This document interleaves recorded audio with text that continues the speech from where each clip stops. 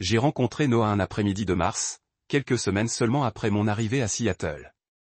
Il pleuvait et il m'a prêté son parapluie devant le café où nous étions entrés par hasard. Tout s'est passé si vite que je n'imaginais pas que ce moment marquerait le début de 4 années qui, comme un rêve, se sont transformées en le plus long cauchemar de ma vie. J'avais 26 ans et travaillais comme assistante éditoriale dans une petite maison d'édition.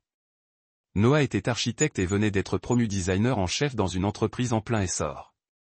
Il était intelligent, drôle et avait un sourire qui me faisait oublier la grisaille de Seattle.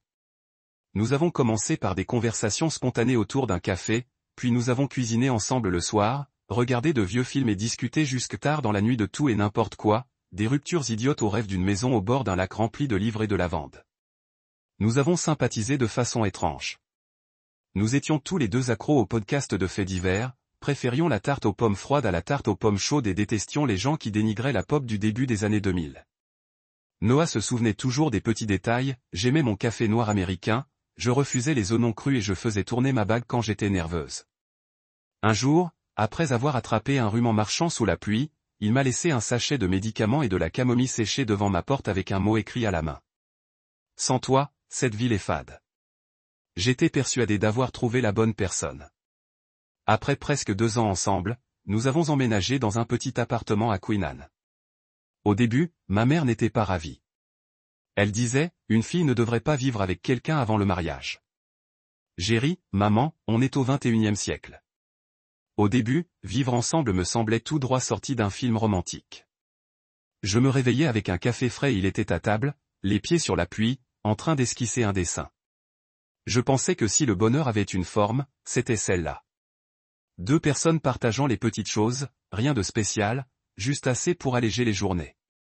Puis, à l'automne de notre 3e année, le jour anniversaire de cet après-midi pluvieux, Noah s'est agenouillé près du lac vert où nous avions eu notre premier rendez-vous.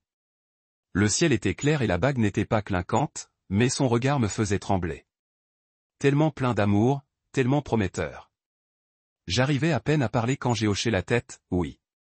C'était trop parfait, comme un chapitre d'une histoire d'amour préécrite. J'ai posté une photo de la bague sur Instagram avec la légende « L'éternité commence ici ». Et les félicitations ont afflué. Ma mère m'a appelé, la voix tremblante, « Tu es sûre, Clara ?» J'ai souri. Un sourire sincère. Maman, je n'ai jamais été aussi sûr de rien. J'ai commencé à organiser le mariage la semaine suivante. Nous avons choisi juin, l'été, un ciel magnifique, des fleurs en pleine floraison. J'ai acheté un carnet pour noter chaque détail. La couleur du faire-part, le menu, la chanson de l'ouverture. Noah ne s'intéressait pas trop à l'organisation, mais il disait toujours, du moment que tu es heureuse. À ce moment-là, je pensais être la femme la plus chanceuse du monde. J'avais un homme qui m'aimait, me soutenait et voulait un avenir avec moi. Après nos fiançailles, tout semblait normal, jusqu'à ce que ça ne le soit plus. Je ne m'en suis pas rendu compte tout de suite. Tout a commencé par des suggestions apparemment anodines. « Clara, es-tu sûre que le rouge à lèvres te va bien ?» demanda Noah un soir avant une petite soirée d'entreprise. Je me suis regardé dans le miroir. Il n'y a pas si longtemps, ce rouge à lèvres était quelque chose qu'il trouvait frappant et sexy. Mais cette fois, son regard a glissé sur moi comme s'il essayait de ne pas regarder quelque chose de désagréable. J'ai eu un petit rire et j'ai opté pour une teinte nude plus douce. À partir de là, les petites remarques se sont multipliées. Concernant mes cheveux, je trouve que le carré te donne un air un peu quelconque. Concernant mes vêtements, tu devrais peut-être essayer des robes à la silhouette plus mature. Les robes à fleurs font trop girly. Concernant mes chaussures, les modèles de créateurs ne vont pas vraiment à quelqu'un qui va épouser un architecte. Au début, j'ai pensé que j'étais peut-être trop sensible. Peut-être qu'il voulait juste que je sois au top. Je me suis dit, les amoureux, ça compte autant. Mais ça a dépassé mon apparence. Un soir, je lui parlais avec enthousiasme d'un manuscrit que je venais de terminer, le premier roman d'un auteur prometteur, quand il m'a interrompu. Je ne comprends vraiment pas pourquoi tu es si passionné par ce genre de choses. As-tu déjà pensé à travailler pour une plus grande maison d'édition ou à faire quelque chose de plus significatif? Je suis resté figé. Il n'avait jamais dénigré mon travail auparavant. Il disait souvent, c'est de lire avec toi que je suis tombée encore plus amoureuse. J'ai forcé un léger sourire. En fait, ça me fait du bien. Ce travail me donne l'impression d'être vivante. Son regard s'est attardé un instant avant qu'il ne dise doucement, « Ouais, je pense juste que tu es capable de plus. » On aurait dit un compliment, mais après ça, j'ai commencé à entendre des choses similaires encore et encore. Chaque fois avec un ton différent. Ta mère est gentille, mais un peu démodée, hein? Regarde comme elle s'habille. Ta meilleure amie, Lisa, n'est-ce pas? Elle est un peu bruyante. Si tu veux mieux t'intégrer à mon cercle social, tu devrais peut-être choisir tes amis avec plus de soin. Il est probablement temps que tu commences à participer à des événements de réseautage. Les femmes modernes qui ne savent pas comment gagner en influence ont vraiment du mal. J'ai commencé à douter de moi. Tout ce dont j'étais fier autrefois, ma famille, mon travail, mes amis, était désormais perçu comme puéril, vulgaire ou déplacé. Je n'ai pas résisté. J'ai choisi le silence. Et puis j'ai commencé à changer. J'ai coupé mes cheveux longs en une coupe lisse jusqu'aux épaules. J'ai commencé à porter des chemises blanches et des pantalons. Même si j'adorais toujours ces robes fleuries à taille souple, je me suis inscrite à un cours d'écriture créative en ville. Non pas par envie, mais parce que Noah m'avait un jour dit avec désinvolture, « Pourquoi n'essaies-tu pas d'écrire quelque chose de significatif au lieu de simplement corriger le travail des autres ?» Il ne m'a jamais demandé de changer, mais j'ai quand même changé. Juste pour me sentir digne d'être à ses côtés. J'ai commencé à veiller tard pour terminer des cours en ligne sur la culture, l'histoire de l'art et l'italien. Sa langue semblait élégante. Je ne me souviens plus exactement du moment où essayer de le rendre fier s'est transformé en une course sans fin. Une course qui me coupait le souffle à chaque pas. Chaque fois que j'essayais de m'ouvrir, il souriait et disait, « Clara, tu es trop susceptible. Je veux juste ton bien. » Puis, un soir, je suis rentré tard après les cours, un paquet de nourriture chaude à la main, espérant qu'il sourirait. Mais au lieu de ça, Noah s'est assis sur le canapé, le regard plus froid que dans mes souvenirs. « Tu aurais dû me prévenir que tu serais en retard, » a-t-il dit d'un ton neutre. « On va se marier. On ne peut plus vivre sur un coup de tête. » J'ai serré ma boîte de nourriture plus fort, incapable de parler. Il restait moins d'un mois avant le mariage. J'avais choisi ma robe, envoyé les faire-part et réservé la réception dans un restaurant au bord du lac Union que j'adorais depuis mon arrivée à Seattle. Tout semblait se dérouler comme prévu.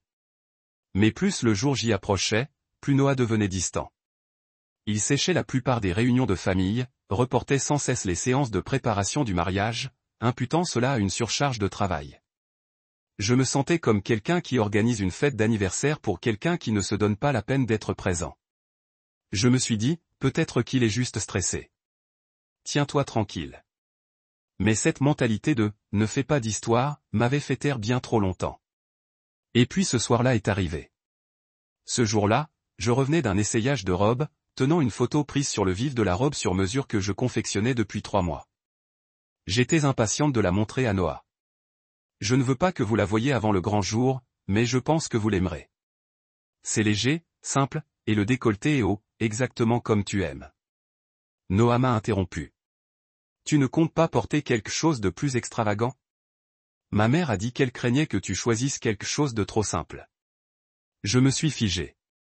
Mon sourire était toujours présent, mais il commençait à s'estomper. Qu'est-ce que tu veux dire? Noah a soupiré, puis a posé son verre sur la table comme s'il avait retenu quelque chose trop longtemps. C'est elle, il faut qu'on parle. J'ai hoché la tête, mal à l'aise. Je pense qu'on devrait peut-être faire une pause. Ce n'est pas que je ne t'aime pas, mais je commence à réaliser que tu n'as peut-être pas ta place dans la vie que je me construis. Je n'ai pas pu dire un mot. Un frisson m'a parcouru l'échine. Tu es quelqu'un de bien, a-t-il poursuivi. Mais tu es trop simple, Clara Hara. Ta famille aussi. Quand je pense aux événements, aux dîners clients, aux grandes réceptions, je ne suis pas sûr que tu représenterais la bonne voie. J'ai besoin de quelqu'un qui puisse m'accompagner dans la vie et dans ma carrière. Et tu n'y es pas encore. J'ai ri. Je n'en croyais pas mes oreilles, celui qui m'avait dit qu'il me suivrait toute ma vie. Il a froncé les sourcils. Qu'est-ce qu'il y a de drôle? J'ai secoué la tête, les yeux humides, mais aucune larme ne coulait. Rien. C'est juste que tu as utilisé le mot, pas tout à fait, pour décrire la personne que tu as demandé en mariage il y a moins d'1 an. Noah me fixait en silence, attendant peut-être que je pleure ou que je crie. Mais je ne l'ai pas fait. J'ai simplement fait un pas en avant et posé délicatement la photo de la robe sur la table. Alors, ne nous marions pas, ai-je dit d'une voix étrangement calme. Non pas que je ne sois pas digne, mais parce que je n'ai pas à faire mes preuves à quelqu'un qui a oublié qui je suis. Je me suis retourné, suis entré dans la chambre et sorti la petite valise que j'avais rangée dans le placard. Tout s'est déroulé lentement, mais mon esprit était vide. Quand je suis revenu au salon, Noah était toujours là, sans rien dire. Je me suis arrêté à la porte. Tu as dit un jour que j'étais. C'est la partie la plus douce de ta vie, alors laisse-moi t'aider à te sentir vraiment légère. J'ai fermé la porte derrière moi, à chaque pas dans l'escalier, avec l'impression de quitter une pièce de théâtre dont je pensais être le personnage principal, pour finalement réaliser que j'avais été un rôle secondaire dans le scénario de quelqu'un d'autre. Ce soir-là, je ne suis pas retourné à mon appartement de location. Je suis allé directement chez Lise, ma meilleure amie. Elle a ouvert la porte, a vu mes yeux rouges et ma petite valise, n'a pas dit un mot, m'a juste serré dans ses bras pendant un long moment. Il m'a fallu 4 ans pour aimer quelqu'un et seulement 4 minutes pour réaliser que cette personne ne m'avait jamais vraiment vu. J'ai officiellement annulé le mariage le lundi matin suivant. J'ai appelé le restaurant, envoyé un email à l'organisateur de l'événement, envoyé des SMS d'excuses aux invités qui avaient reçu des invitations.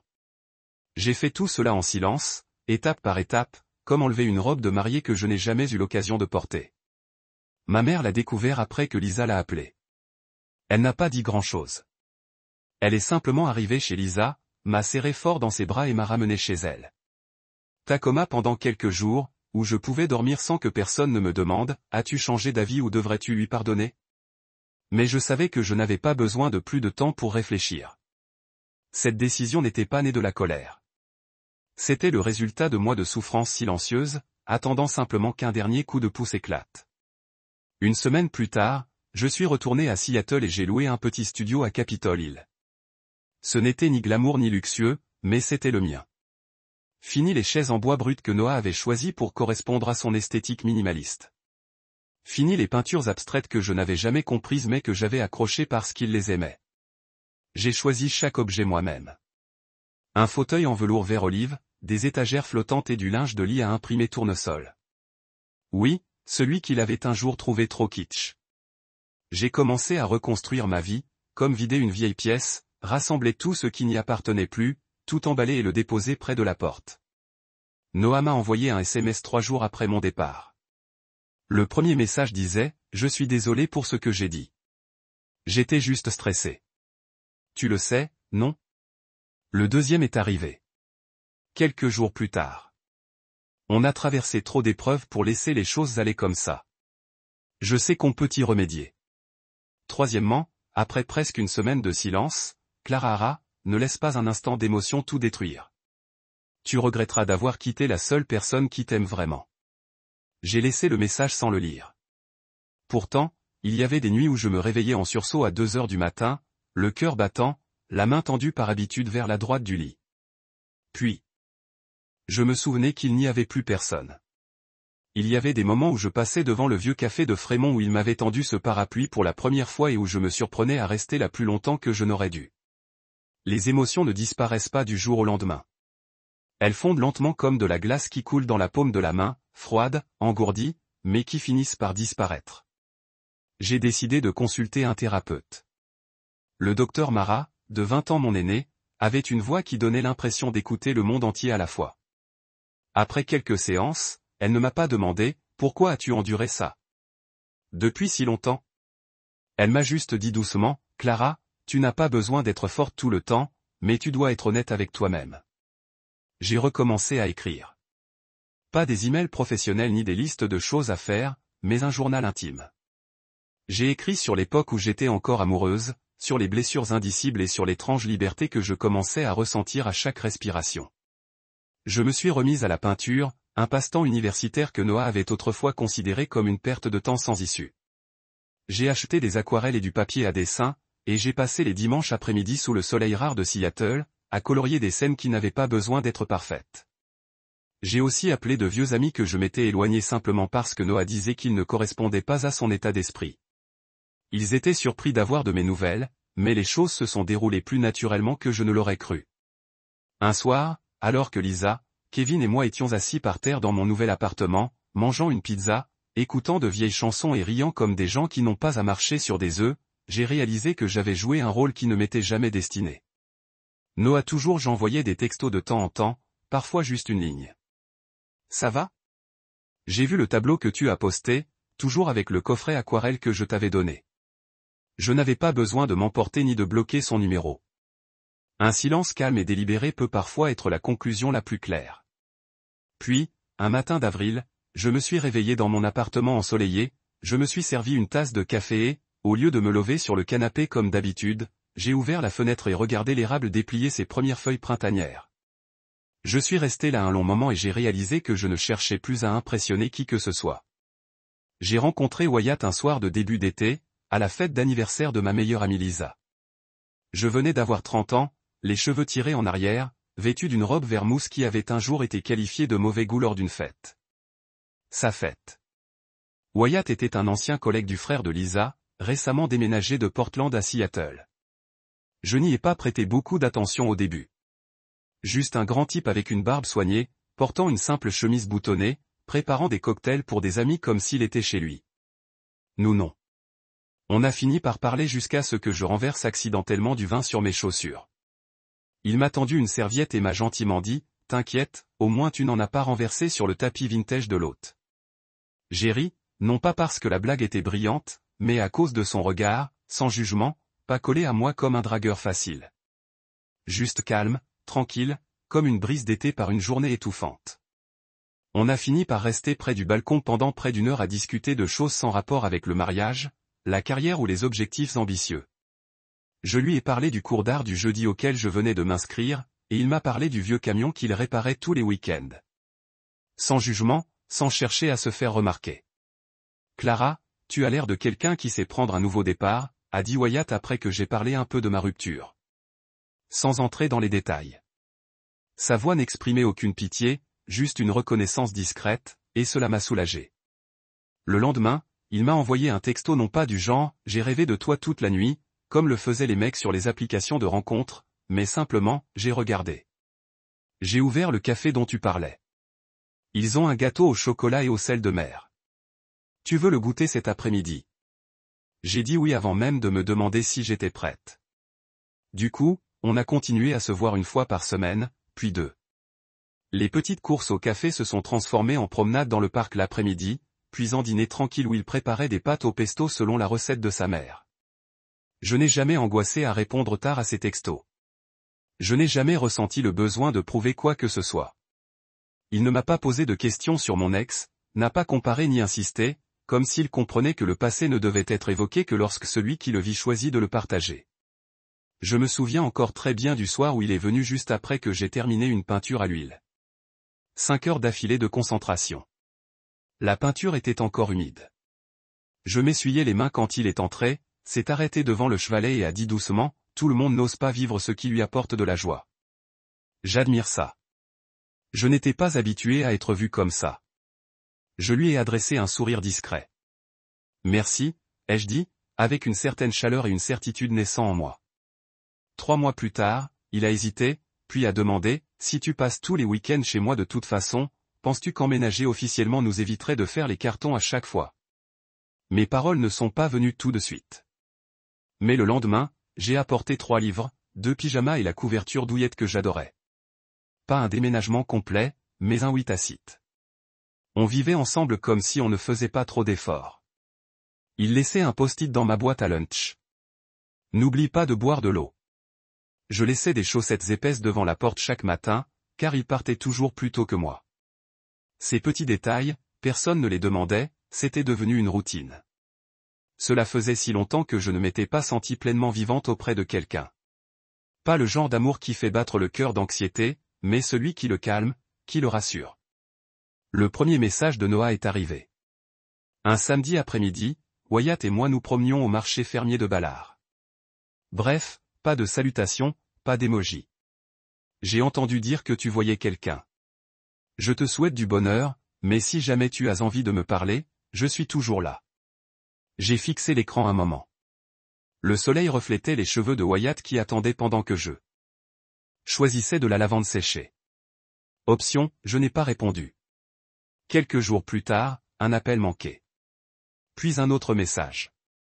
Je n'aurais pas dû dire ça. Tu le sais, non? J'étais juste sous pression. Tu me manques. J'ai posé mon téléphone, écran vers le bas, sur la table.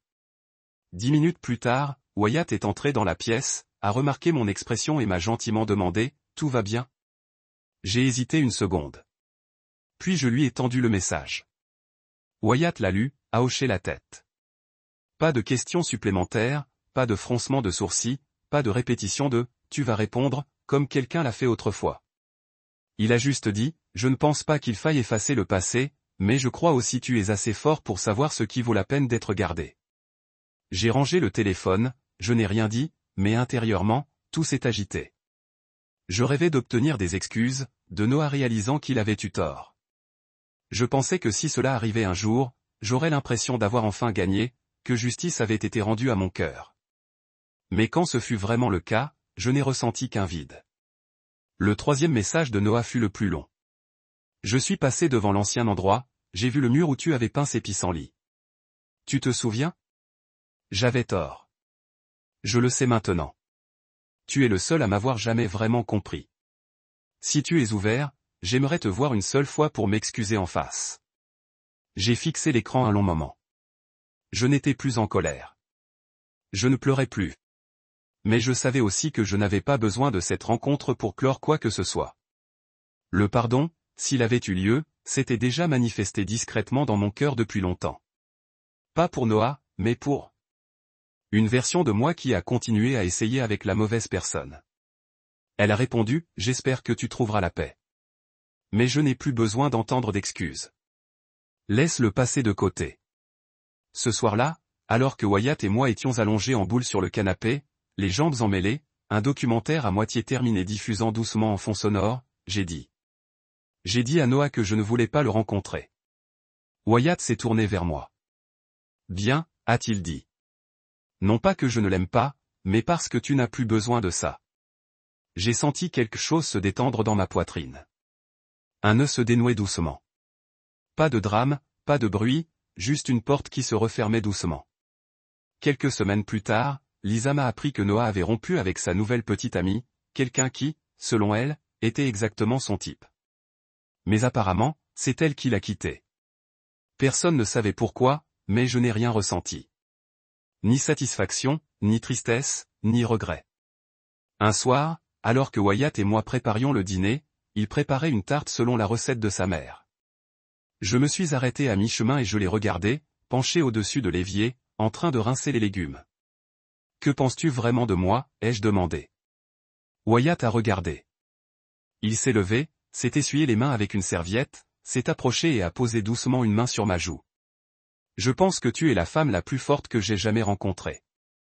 Non pas parce que tu n'as pas été blessée, mais parce que tu t'es guérie et que tu es restée gentille avec le monde. J'aime ça et je t'aime.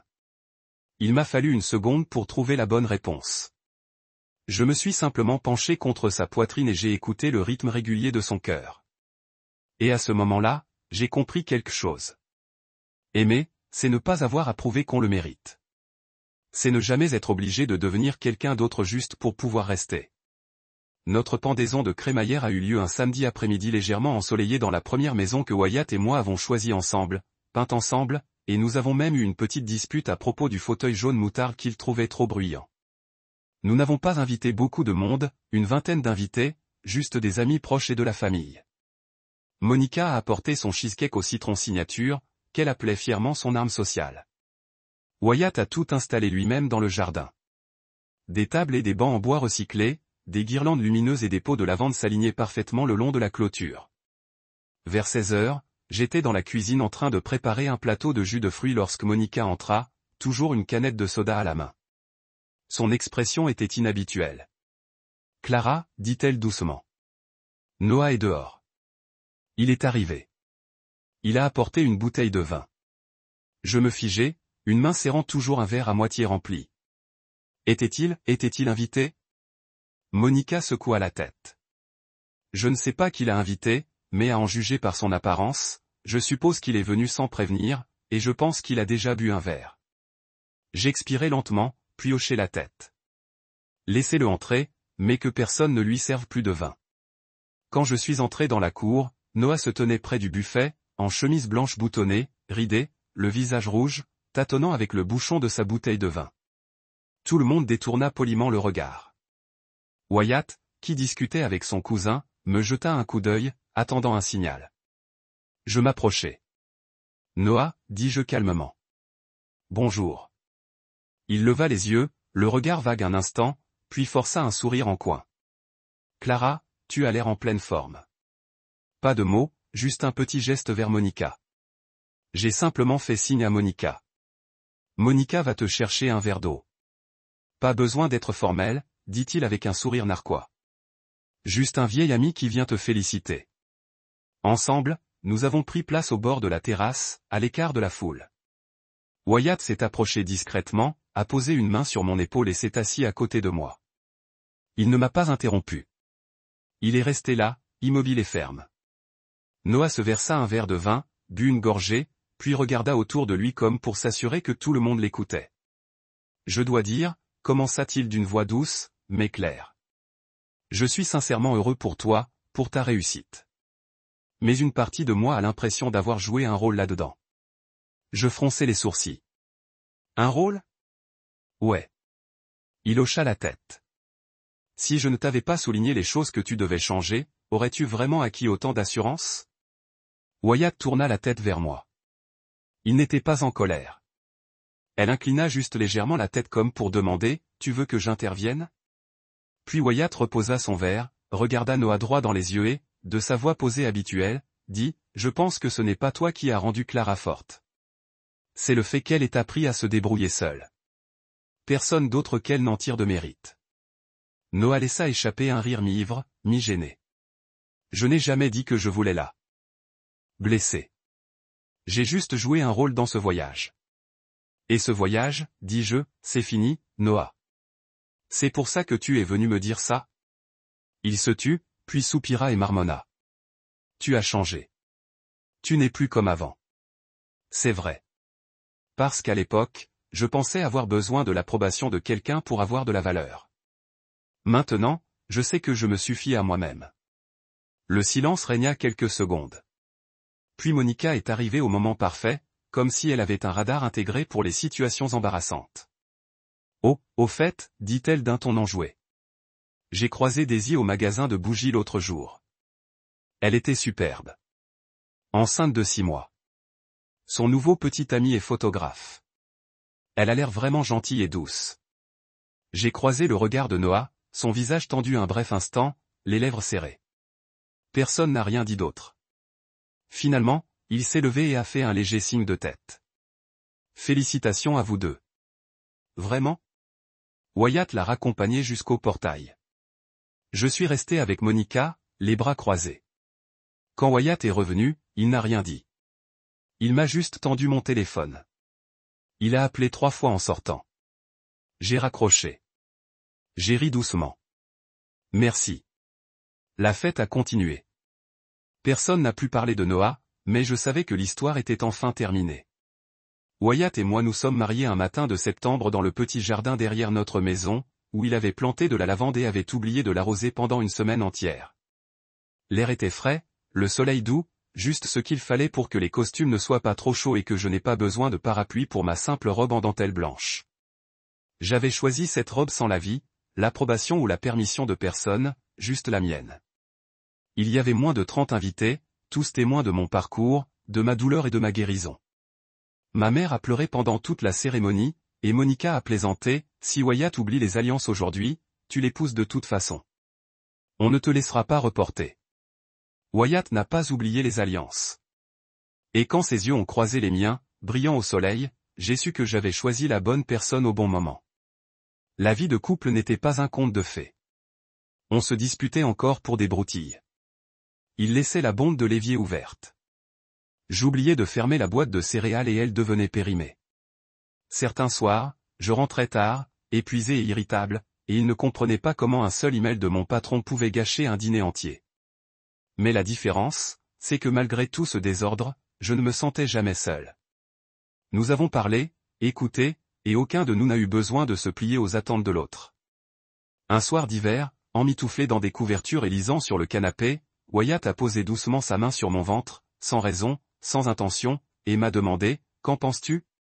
Quand serons-nous prêts à accueillir une personne de plus dans ce foyer ?» Un sourire discret s'est formé lorsque j'ai fermé le livre et que j'ai croisé son regard d'un hochement de tête. Aucune pression, aucune promesse. Nous savions tous les deux que quoi qu'il arrive, tant que c'est basé sur la confiance, et non sur la peur de se perdre, tout ira bien. Notre petit chez nous n'avait rien d'extraordinaire. Le toit était un peu vieux.